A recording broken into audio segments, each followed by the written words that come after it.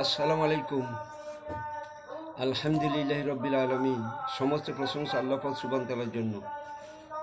শ্রদ্ধেয় স্নেহের ভাই সব ও মা বোনেরা, আজকে যে ভিডিওটা আমরা তৈরি করছি সেটা হলো মানবতার সরল পথে চলার জন্য একটা সহজ রাস্তা।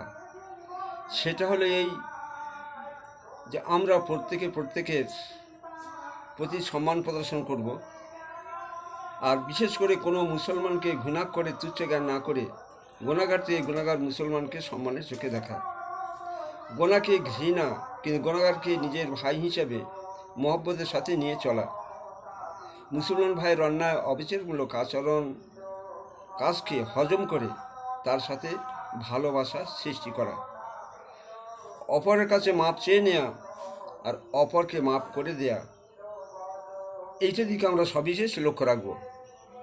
প্রত্যেক মুসলমানের ব্যাপারে অন্তরের বদগুমানি না রেখে নিজের অন্তরকে সাফ রাখা। বলছেন যে এই জিনিসগুলি যদি আমরা দৃষ্টি সচেতন হই তাহলে দেখা যাবে মানবতার পথে এগিয়ে যাওয়া আমাদের জন্য আসান হবে।